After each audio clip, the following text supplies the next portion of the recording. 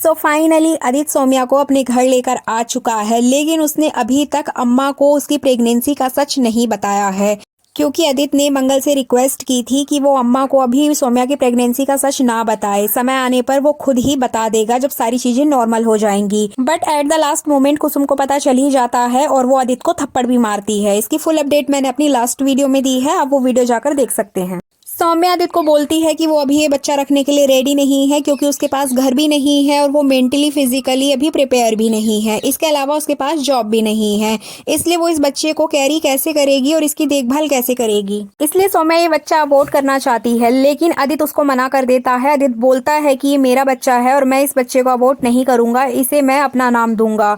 इसीलिए वो इसको अपने घर ले जाने के लिए रेडी हो जाता है। अब सौम्या को तो बहाना चाहिए था घर जाने का, सो फाइनली वो भी उसके साथ घर पर आ जाती है।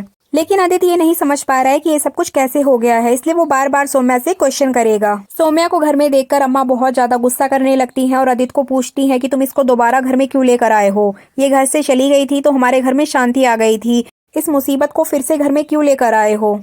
तो आदित्य कुसुम से कहता है कि हम लोगों की जो भी लड़ाई थी वो इतनी बड़ी नहीं हुई कि इसको मैं घर से जाने देता। हमने आपस में सॉर्ट आउट कर लिया है, अब हम दोबारा से एक हो गए हैं और अब ये इसी घर में रहेगी। तो इस तरह से आदित्य बहाना बनाकर कुसुम को कन्विंस कर लेता है और कुसुम कुछ भी नहीं कर पाती है, क्योंकि आदित्य उसको बोलने का मौका ही नहीं देता है और आदित्य ये फैसला कर चुका है कि सौम्या इसी घर में रहेगी। अब कुसुम को गुस्सा तो आता है, लेकिन वो अपना गुस्सा मार के मंगल से बहुत कुछ कहते हुए नजर आती है और बहुत ही ज्यादा दुखी दिखाई देती है, लेकिन वो करे भी क्या।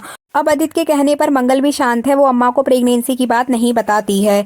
अब आपको बता दें कि यहाँ अम्मा शांत नहीं बैठती हैं, उनको बहुत ज्यादा गुस्सा आता है, इसीलिए वो सौम्या के पीछे पड़ जाती हैं और सौम्या से तरह तरह के काम कराते हुए नजर आने वाली हैं। आपको बता दें कि नेक्स्ट डे सौम्या तैयार होकर ऑफिस के लिए निकलती है और कार भी खुद ड्राइव करके जाती है और साथ में आदित्य होता है। लेकिन रास्ते में ही सौम्या की तबीयत खराब हो जाती है और वो वहां गाड़ी रोक देती है, जिसके बाद आदित्य उसको एक पेड़ के नीचे बैठाता है और उसको पानी वानी देता है।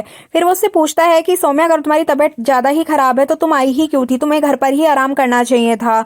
अब तुमको जॉब करने की जरूरत नहीं है, जॉब मैं ही करूंगा, तुम बस घर पे रहो, अपना और बच्चे का ध्यान रखो।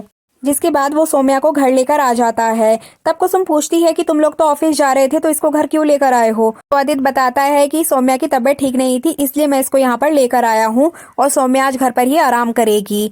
आपको बता दें कि सौम्या आराम करती है, लेकिन कुसुम को उसका आराम करना बिल्कुल भी पसंद नहीं है। कुसुम को बहुत ज्यादा गुस्सा आता है कि ये महारानी घर में क्या कर रही है, इसको तो मैंने बुलाया ही नहीं था, आदित्य जबरदस्ती इसको यहाँ ले आया और घर में मुफ्त की रोटियां तोड़ रही है। इसके बाद कुसुम सौम्या को बहुत सारा काम बताती है घर का करने के लिए।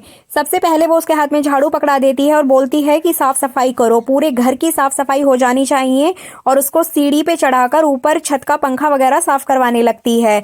इस पर सौम्या को बहुत ज्यादा गुस्सा आता है। वो अम्मा को बोलती है कि मेरी तबीयत ठीक नहीं है, इसलिए मैं ये काम नहीं कर सकती। बट अम्मा यहाँ नहीं सुनती हैं और उससे सारा काम करवाती हैं। लेकिन जैसे ही सौम्या सीढ़ी पे चढ़ के पंखा साफ करती है, उसको चक्कर आ जाता है और वो नीचे गिर जाती है। तभी अचानक से आदित्य आता है और उसको पकड़ लेता है। इसके बाद वो अम्मा को बोलता है कि अम्मा, इसकी तबीयत ठीक नहीं है तो आप इससे काम क्यों करवा रही हो? तो अम्मा बोलती है कि हमारी मंगल भी करती थी, जब उसकी तबीयत ठीक नहीं होती तो वो पूरा पूरा दिन लगे हुए काम करती है, तो तुम्हारी सौम्या नहीं कर सकती है।